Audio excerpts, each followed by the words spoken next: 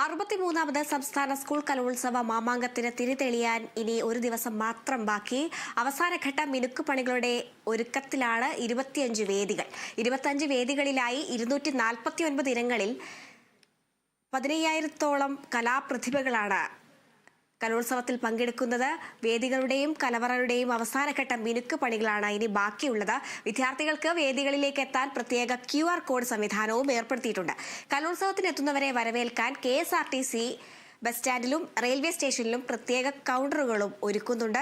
കഴിഞ്ഞ ദിവസം കാസർഗോഡ് നിന്ന് പുറപ്പെട്ട സ്വർണ്ണ കിരീടം നാളെ തിരുവനന്തപുരം ജില്ലാ അതിർത്തിയിൽ സ്വീകരിക്കും.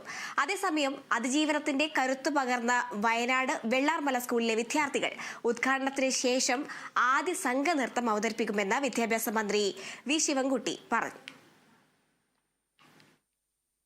ബസ് സ്റ്റാൻഡ്, റെയിൽവേ സ്റ്റേഷൻ എന്നിവിടങ്ങളിൽ നിന്നും മത്സരാർത്ഥികളെ സ്വീകരിച്ച് വേദികളിലേക്കും അക്കോമഡേഷൻ സെന്ററുകളിലേക്കും ഭക്ഷണ പന്തലിലേക്ക് എത്തിക്കുന്നതിന് ആവശ്യമായ വാഹനങ്ങൾ ക്രമീകരിച്ചിട്ടുണ്ട്. വേദികൾ, അക്കോമഡേഷൻ സെന്ററുകൾ, പ്രോഗ്രാം ഓഫീസ് എന്നിവ തമ്മിൽ ബന്ധിപ്പിച്ചുകൊണ്ടുള്ള QR കോഡ് സംവിധാനം നിലവിൽ വന്നിട്ടുണ്ട്. അടിയന്തര ചികിത്സ ലഭിക്കുന്നതിനായി ഡോക്ടർമാരുടെ സേവനവും ആംബുലൻസും എല്ലാ വേദികളിലും ഒരുക്കിയിട്ടുണ്ട്.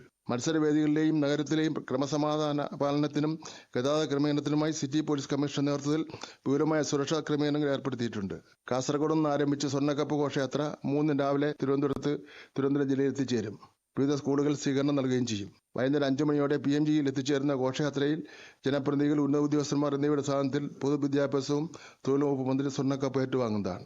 ഘോഷയാത്ര കലോത്സവത്തിന്റെ മുഖ്യവേദിയായിട്ടുള്ള സെൻട്രൽ സ്റ്റേഡിയത്തിൽ എത്തിച്ചേരുന്നതാണ്. കലോത്സവത്തിൽ പങ്കെടുക്കുന്ന എല്ലാ കുട്ടികൾക്കും ട്രോഫി നൽകുന്നതാണ്. സംസ്ഥാന സ്കൂൾ കലോത്സവം നടക്കുന്ന ജനുവരി 4 മുതൽ 8 വരെ കലവള്ളി കിഴക്കേക്കോട്ടയിൽ ട്രാഫിക് നിയന്ത്രണം ഉണ്ടാവും.